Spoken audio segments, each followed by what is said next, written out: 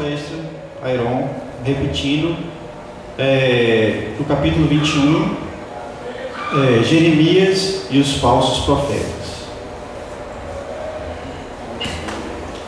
Obrigado. Boa noite, gente. Mais uma vez. Bom, eu estou aqui na difícil tarefa de falar do capítulo 21, falsos cristos e falsos profetas.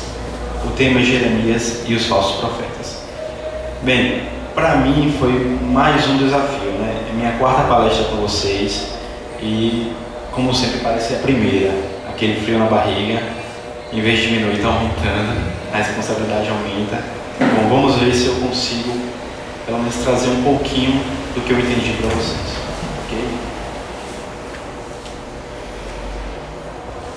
Amaral Hernandes, trouxeste Allan Kardec, a longa noite humana, o Cristo em nova luz, revivencida aurora. E onde estejas serás, eternidade afora, a verdade sublime em que o mundo se irmana. Em teu verbo solar, a justiça se ufana, de aclarar, consolando o coração que chora. A fé brilha, o bem salva, a estrada se aprimora, e a vida, além da morte, resplandece soberana. Escuta a gratidão da terra, em toda parte a alma do povo freme e canta ao relembrar-te, a presença estelar e a serena vitória. Gênio, serviste, herói, exterminaste as trevas. Recebe com Jesus, na glória a que te elevas, no preito de amor, nos tributos da história. Bom, esse lindo poema é uma homenagem a Allan Kardec, do espírito de Amaral Ornelas, psicografado por Chico Xavier. Por que eu comecei por ele e não pelo texto do Evangelho? Porque Kardec ele fez algo muito importante na leitura desse texto e na observação de alguns vídeos. Eu percebi a importância da codificação da palavra do Evangelho para o nosso entendimento nos dias de hoje. Então ele organizou, sintetizou, separou, classificou e eliminou vários textos do Evangelho para que pudesse trazer para nós o Consolador que Jesus tanto prometeu para a gente. Então, com esse trabalho, esse magnífico trabalho de Allan Kardec, nós não poderíamos estar aqui hoje nessa atividade, assim como outros centros espíritas, assim como outras religiões, não poderíamos estar aqui hoje discorrendo sobre o assunto. Então, essa foi uma pequena homenagem de Amaral Ornelas a Allan Kardec. Eu achei por bem trazê-la para abrilhantar mais a nossa noite. Bom, para começar a falar sobre o texto, tenho que falar primeiro sobre Cristo. Então, no capítulo 1, tem um texto, também do Evangelho. Jesus não veio destruir a lei. O que quer dizer? A lei de Deus, ele veio cumpri-la, ou seja, desenvolvê-la, dar-lhe o seu verdadeiro sentido e apropriá-la ao grau de adiantamento dos homens. Eis porque encontramos nessa lei o princípio dos deveres para com Deus e para com o próximo, que constitui a base da sua doutrina, de sua doutrina. Que lei seria essa? Quando as leis de Moisés, propriamente dita, ele, pelo contrário, as modificou profundamente no fundo e na forma.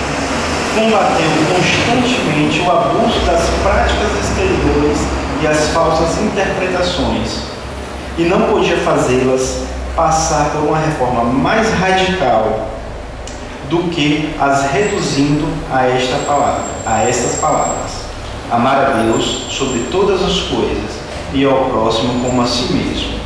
E ao acrescentar, esta é toda a lei e os profetas. Então eu pergunto, que lei é esta?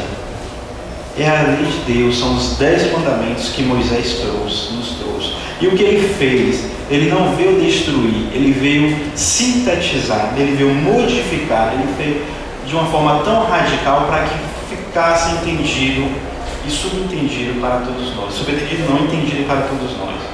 Então ele veio apropriar ao nosso grau de evolução para que nós pudéssemos evoluir mais moralmente.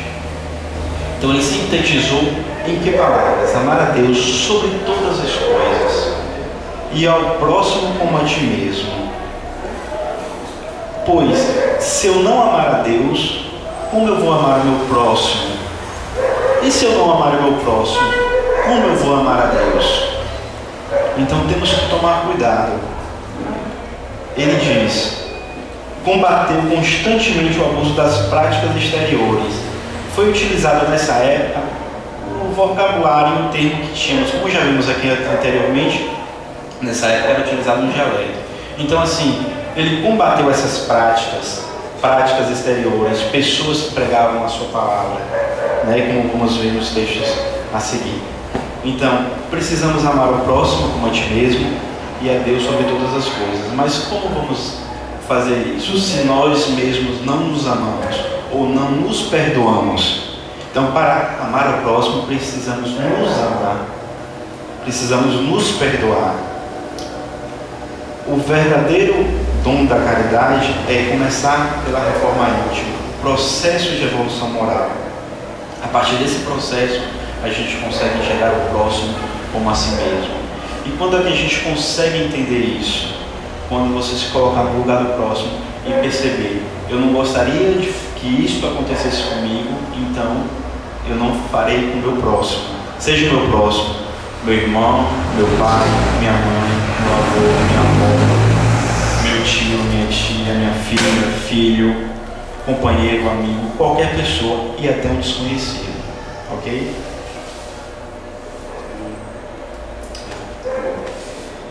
Jeremias e os falsos profetas.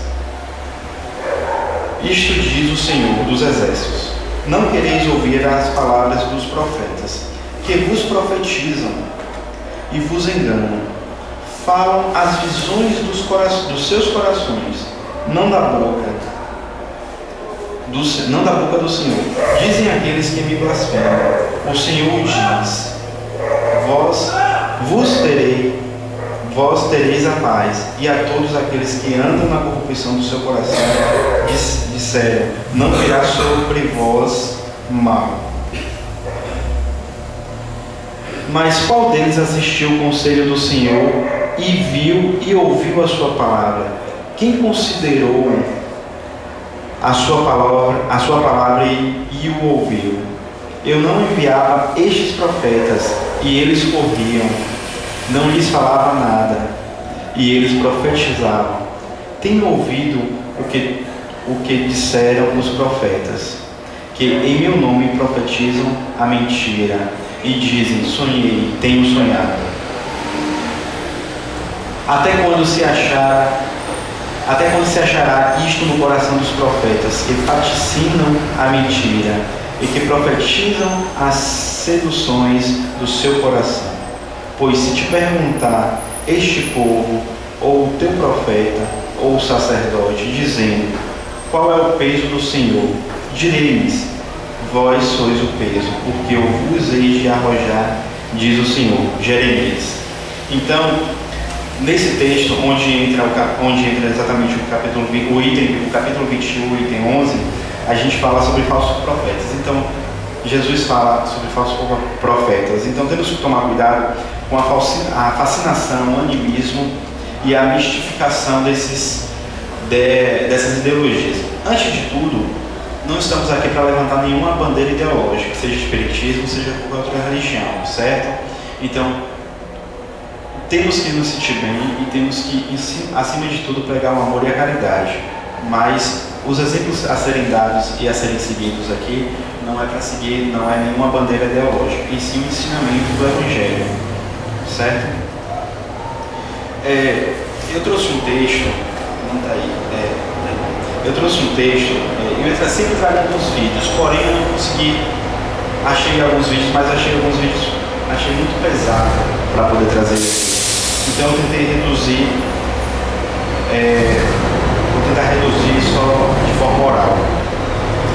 Em 1978,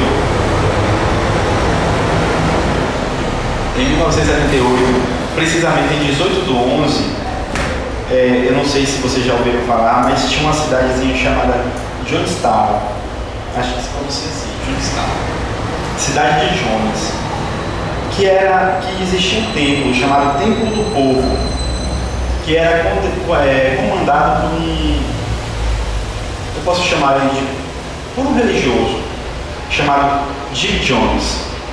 Nessa época, ocorreu um suicídio coletivo de 912 pessoas. Eu não era nem nascido, mas passados os anos eu ouvi sobre essa história. Jim Jones, ele começou com um pensamento de uma ideologia socialista e foi praticando isso com o passar do tempo. Logo, levantou uma bandeira religiosa. Só que não pautada em nenhuma outra religião, se nas convicções dele. Com isso ele conseguiu seguidores, vários seguidores. Foi perseguido pelos Estados Unidos, foram para a América do Sul. Lá teve a visita da época do secretário de Estado, onde esse secretário de Estado conseguiu voltar com alguns dissidentes, com algumas pessoas que queriam fugir desse regime, por assim dizer. E eles foram, no dia seguinte, eles foram abordados e mortos a tiro, né? Bom, com essa atitude, Jim Jones, ele disse que não teria mais lugar, espaço para sua doutrina, sua religião no mundo. E convenceu a todos, naquele tempo, a cometerem suicídio. Aí tinha pais fazendo crianças beberem o veneno, tomarem o veneno, famílias inteiras. Então foi em torno de 912 pessoas, certo? Por que isso? Por que eu estou trazendo isso? Porque o dom da oratória, o dom da palavra, é uma ferramenta muito, muito forte a ser utilizada. Então, nós nunca devemos acreditar em tudo que ouvimos. Temos que pesquisar, temos que buscar, temos que ouvir outras opiniões, seja ela no espiritismo, seja ela na Umbanda, no catolicismo, em qualquer religião. Porque você pode formar a sua opinião para que esse tipo de acontecimento, esse tipo de ocorrido não aconteça mais. Então, como uma pessoa que pregava uma doutrina fez 900 pessoas, mais de 900 pessoas cometerem suicídio? Teve coerção? Sim. Teve práticas de violência? Sim. Antes disso? Sim. Mas a maioria daquelas pessoas idolatravam esse indivíduo. Amavam de paixão, tinham fanatismo. Então, assim, vamos tomar cuidado com isso, com nossos falsos profetas, com a fascinação, a mistificação das coisas. Então, não é porque existe a doutrina espírita que nós vamos acreditar em tudo que está escrito. Vamos pesquisar e vamos nos informar sobre a situação, para que a gente tenha plena consciência daquilo do que está sendo dito. E dizer, eu concordo ou não concordo, porque existe o livre-arbítrio. E todos nós temos esse livre-arbítrio. Então, profeta, no significado da palavra, ela é originada do grego, que significa aquele que proclama. Os profetas bíblicos falam principalmente dos males de sua época, mas a profecia bíblica também descrevia o que aconteceria se as pessoas fizessem ou não fizessem determinadas coisas. E o que o profeta espera para o futuro do seu povo? Bom, e já, como eu mencionei sobre aqui, animismo é o fenômeno anímico. No fenômeno anímico, o médium se expressa como se ele estivesse realmente um espírito a se comunicar. O que seria isso? Uma pessoa que diz que está com um médium e fingindo que está ou passando algumas mensagens, Ou seja, isso significa animismo. Ele diz que tem um médium, mas na verdade não tem. É a própria pessoa. Então, como eu falei anteriormente sobre animismo, sobre profetas, falsos profetas, e Jesus, que foi o maior dos médiuns já vivo na Terra, onde tinha todas as faculdades mediúnicas. Ele tinha tendência, a cura, a previdência, essa é a palavra. Então, ele tinha toda a sua sabedoria. E já existem médiuns desde a antiguidade. No Egito, os pitons, na Grécia, o oráculo, em Roma, eu acho que é Similas. Nas tribos indígenas, nós temos os pajés, os xamãs. Nas igrejas católicas, nós temos os santos, né, como assim temos os bruxos, os magos, os alquimistas, que receberam vários nomes, paranormais, sensitivos. Todos esses eram médiuns. Por que médium? A palavra foi criada no século XIX por Allan Kardec, médium. Então engloba todas essas pessoas que já passaram a antiguidade durante o período médio e na atual idade, certo? Então, todos esses tinham uma mediunidade, ou achavam que tinham. Como é que nós identificamos um falso profeta diante desse processo, diante de sua crença? Você compara sempre com a árvore de frutos bons e de frutos ruins. Por que essa analogia com a árvore? O profeta, o verdadeiro profeta, ele prega o amor, a indulgência, a caridade, o perdão, a benevolência. E se algumas pessoas não gostarem disso, o que a gente pode fazer? Vai reclamar com Jesus, né? Que esteve aqui na Terra há mais de 2000 anos e disse, e pregou, e fez, e deu o exemplo.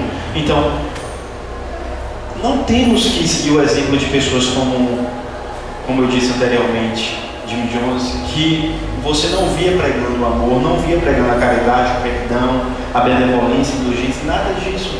Só via ele coagindo as pessoas, incitando as pessoas, elevando a sua religião, por assim dizer. E o que é que aconteceu com essas pessoas? Então, como é que a gente identifica isso?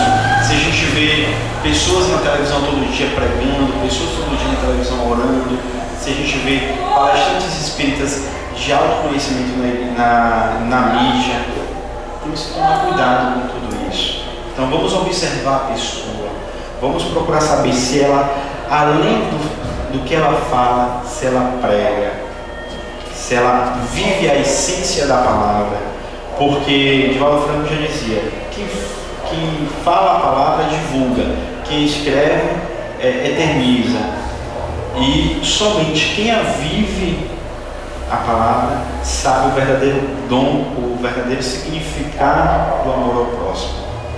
Então, como a gente vem observando nos nossos tempos atuais, existem várias e várias pessoas aí que pregam, que oram, inclusive espíritas. Vários espíritas que recebem espíritas e espíritos, por que não dizer espíritos com nomes famosos. Esses espíritos usam o nome de pessoas famosas, de pessoas conhecidas, para aplicar mensagens, e aplicam suas mensagens. O médium despreparado e as pessoas que estão ouvindo despreparadas acreditam nesse processo mediúnico, que é verdade, porém o espírito que está ali talvez não seja real, não seja aquele espírito. Então acreditam nesse processo mediúnico, nessa mediunidade, e tomam aquilo como verdade. Nenhum médium pesquisa para saber, procura entender o processo. Então a gente tem que tomar cuidado com isso. Por que ele faz isso? Porque ele aplica as mensagens de acordo com sua ideologia, com a forma de seu pensamento. Porque todos, quando desencarnam, levam consigo a sua consciência, o que você fez, o que deixou de fazer. E claro, suas características morais, né? Todos levam com isso. Tanto que a gente precisa desenvolver moralmente.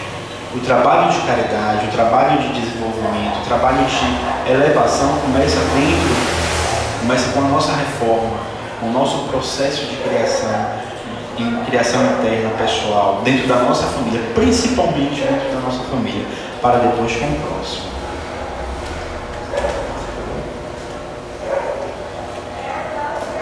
Dentro do texto, Jesus diz: é a visão do seu coração que os faz falar. Então, o que ele quer dizer com isso? Muita gente no processo anímico, muita gente diz: não, eu orei, é o que eu estou sentindo, é o Espírito Santo, é Deus, é Jesus, então profetiza, fala e julga. E Jesus ainda diz: eu não ensinava estes profetas, e eles corriam, não lhes falava nada, e eles profetizavam. Tenho ouvido o que disseram os profetas, em que meu nome profetizam a mentira, dizendo: sonhei, tenho sonhado. Então tudo isso está aqui no texto. Tudo isso está aqui no texto. Então, qual a característica real de um verdadeiro profeta? É amor, caridade, perdão, indulgência, benevolência, amor ao próximo, amar a Deus acima de qualquer coisa. Como a gente vai identificar um verdadeiro profeta? Dessa maneira, verificando as suas características. Não só olhando um retrato, um texto bonito na internet, uma bonita palestra na televisão, que a gente vai dizer que aquela pessoa é um verdadeiro profeta, é um divulgador da palavra. Okay? Temos que analisar e temos que tomar cuidado. Então, acima de tudo, nós temos que começar a estudar, a entender, a procurar o que significa a doutrina, seja ela espírita, seja ela evangélica, seja ela católica, umbanda. Não temos que julgar nenhuma, porque não podemos julgar. Não julgueis para não serem julgados. Então, antes de criticar, na verdade você não deve nem fazer uma crítica, você deve entender como surgiu, entender por que aquilo existe, para que existe, e se está fazendo bem aquelas pessoas, assim que assim seja. Nós não temos que criticar, nós temos somente que agradecer por isso existir, porque assim como várias pessoas criticam, nós criticamos também. Sempre acabamos fazendo crítica, fazendo julgamentos, mas vamos nos policiando diante disso. Então, antes também de levarmos a palavra do Senhor, vamos pensar no que estamos falando. Posso, devo, mas como farei? Onde farei? De que forma farei? Você pode fazer em qualquer lugar, no meio da rua, no ônibus, dentro do ônibus, em casa, na cozinha, onde você quiser. Mas como você vai fazer isso? Como você vai praticar isso? É que a verdadeira essência do ser. Temos que tomar muito cuidado com isso. Bom, e Jesus ainda diz: depois das palavras do profeta, ouvi os sábios conselhos do apóstolo São João, quando diz: não creias em todos os espíritos, mas provai se os espíritos são de Deus. Olha que profundo, olha que profundo e que importante, que sabedoria tem essas palavras. Não creias em todos os espíritos, mas provai se os espíritos são de Deus. Então, como podemos fazer isso? Já repeti aqui, né? Estou sendo até repetitivo. Estudando, procurando, vasculhando. Hoje nós temos a possibilidade de utilizar várias ferramentas além da internet, do conhecimento dos nossos amigos. Vamos perguntar, vamos conhecer, não vamos julgar, não vamos criticar, mas vamos saber se aquilo é de Deus. E se for de Deus, por que não agradecer pela essa existência? Por que não frequentar? Por que não visitar? Seja qualquer ideologia religiosa. Vale a pena, contanto que o ser esteja feliz. Pois, no próprio texto, Jesus ainda diz que já naquela época já tinham espertalhões usando o seu nome, em troca de dinheiro, em troca de fama, em troca de status. Ele chamava de charlatões e vaidosos. Hoje você vê muita gente que oferece dinheiro, oferece riqueza, oferece frutos. Mas em troca de que esses frutos? Em troca da sua alienação mental? lavagem cerebral. Então não vamos aceitar tudo. Nós temos a vida hoje que merecemos, a família que pedimos, sim, que pedimos e que precisamos, certo? Ah, eu não sou rico, eu não sou milionário. Procure, busque. Talvez você esteja aqui nessa vida para ter uma condição financeira melhor. Só não fique na porta esperando, de braço cruzado, oh meu Deus, não vai cair do céu. Me ajude, me ilumine sim, mas me ajude. Ele não vai te dar o número da loteria. Se você não jogar, você não vai ter sorte. Um exemplo básico, né?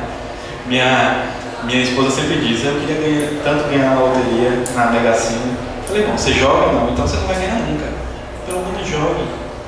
Mas não espere que ele vai chegar no seu ouvido e vai te dar os números, vai te dizer os números, ou vai mandar um e-mail para você com os números. Não vai. Você tem que buscar. Então, se eu não quero jogar, o que eu vou fazer? Vou trabalhar. De que forma? O que eu sei fazer. Então, eu conheço pessoas que começaram como feirante na vida e hoje são pessoas que têm uma certa condição social, não é rico, mas que tem a sua elevação financeira, uma boa condição financeira, considerável para o padrão que era antes, que era feirante, que chegou a passar fome. Por que não, gente? A gente vê vários e vários casos aí na televisão, passando de pessoas gari e assim por diante. O que a gente não pode é se acomodar e aceitar tudo que os outros dizem, certo? Já se passou a época onde a mulher era submissa às leis do homem, o homem na terra. E hoje nós estamos num mundo, e o homem submisso a lei dos outros homens. Hoje nós estamos num momento de conhecimento, de sabedoria, de investigar, pesquisar, procurar, saber. Então, se podemos fazer isso, por que vamos acreditar em tudo que nos é dito? É bonito o que está sendo dito? É lindo. E aí? Para que me serve? Serve para alguma coisa? Ótimo. Mas não serve, então vou procurar alguma coisa que sirva. Então, gente, fica aí a minha mensagem. Espero ter trazido um pouco do meu conhecimento, do meu entendimento para esse texto, que para mim, confesso, foi bastante complicado, mas com a ajuda de Paulo de Tarso, eu acho que eu consegui entender um pouco mais. Espero que tenha trazido algo para vocês de bom, certo? E é isso, obrigado.